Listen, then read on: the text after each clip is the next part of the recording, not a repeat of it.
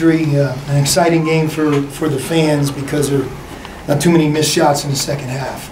It's hard to believe. You know, I looked at their stat sheet and they're 18 of 26 from the field, and they scored 41 points in the second half. And I look at us and we're 16 of 23 from the field and 14 of 15 from the line.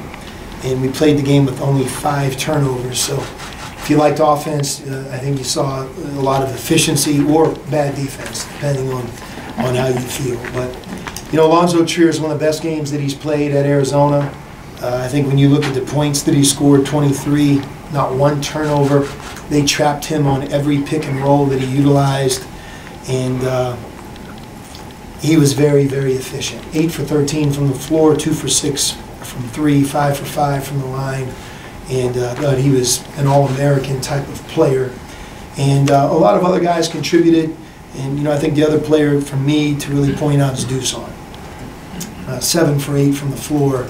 Made a couple good defensive plays. And it's just great to see somebody like him that has paid the price over a 4-year period of time get this here in the prime of his senior year and play like he's playing. He's really a very efficient, talented player, and has worked to become that, as everybody in here knows. So thrilled with the win. There's always things that we'll learn from it, but we had a great crowd, and Zone Zoo was awesome.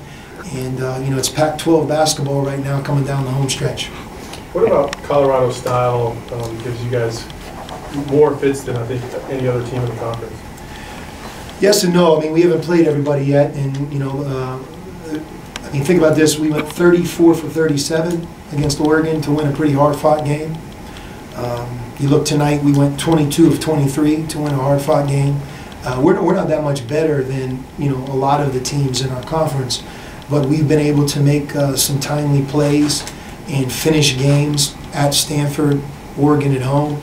And, you know, for us, it's up to us to continue to grow so that we keep getting better. You know, I'm not going to ignore that Raleigh didn't play. We are a much better team with Raleigh than without them. But as all coaches and teams have to go through, foul trouble, illness, injuries, how you do when it happens is everything. And, you know, tonight for us to be able to win without him was a big, big deal. And I do think that he'll return here sooner rather than later. Did you think a Dusan spin move there on the baseline? It was good. He has a lot of confidence. You know, confidence is big in sports, but you don't wave a magic wand as a coach and give a kid confidence. They have to earn it, and their process has a lot to do with whether they're able to get there. Dusan's really gotten there. He has gained confidence, and deservedly so. Practices extremely hard, never cuts a corner. And as you guys know, he's equally adept around the basket, left hand, right hand. And keep this in mind, with DeAndre, teams are trapping, a lot of times playing him at the biggest defender that they have. Dusan has sometimes the secondary defender. And but he's taking advantage of it, and it's one of the reasons our offense is good right now is we can go to either guy in the post. I guess nobody will be hacking DeAndre to put him on the line. You know, there's a lot of things that separate DeAndre from a lot of big guys that he's compared to.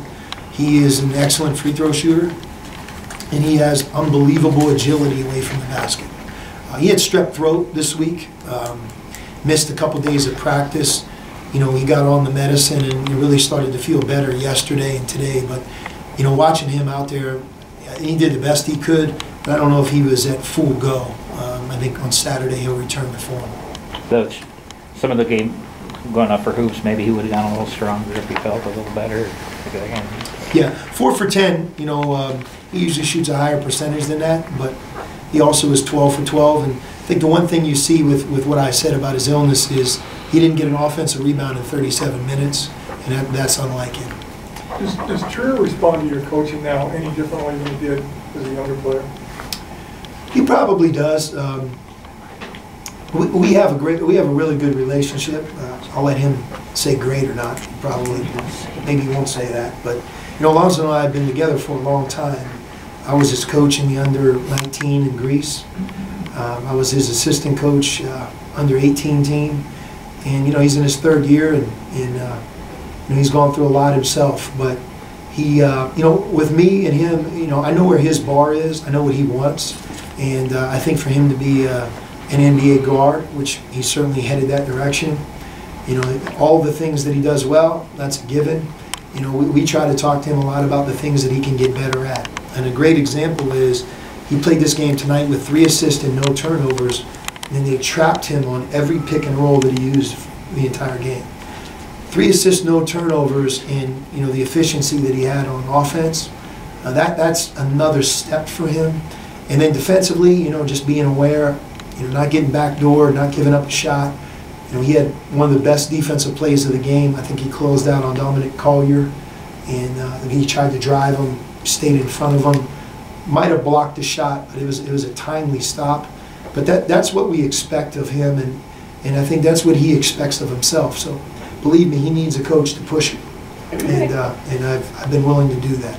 We've been able to analyze it all, maybe weather's nice, where, you know, he'll get to the line and get some calls, whereas tonight it seemed like he got beat up a few times, but doesn't get a call. Who? Trier. Yeah, I mean, look, it's they have a hard job. You know, I thought, you know, DeAndre going to the line 12 times tonight was right.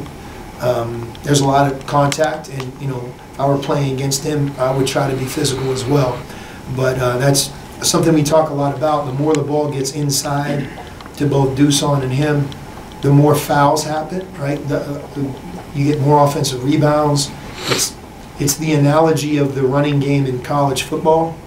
May not work in the first quarter, but all of a sudden, midway through that second half, you see the toll that it takes. Getting the ball close to the basket for our team does that, and that's why these zones are trying to prevent that from happening. And to our best attempt, we have to allow it to happen, regardless of any defense that they try to play on us. That's our strength. Was it just getting comfortable that having the statistics so different, the two halves in terms of shooting? I think you guys started 3 of 15 and 70% in the second half. Yeah, every team has a personality. We're not the same team without Raleigh. You know, I think we all looked out there in the first 8 or 10 minutes, and you know, he gives you second shots, he gives you a bigger guy, somebody who's a creator for others. And a confidence, you know, you play the game a certain way for how many games in a row, all of a sudden when your starters isn't there. That doesn't mean that Dylan Smith didn't do a really good job. I mean, you look at him, he had 13 points tonight, and he was 4 for 8 from the floor, 3 for 6 from 3. In the Cal game, he was 4 for 4 from 3. So as Raleigh has left 2 games, Dylan has really filled in and done a nice job, and I thought he did a good job tonight.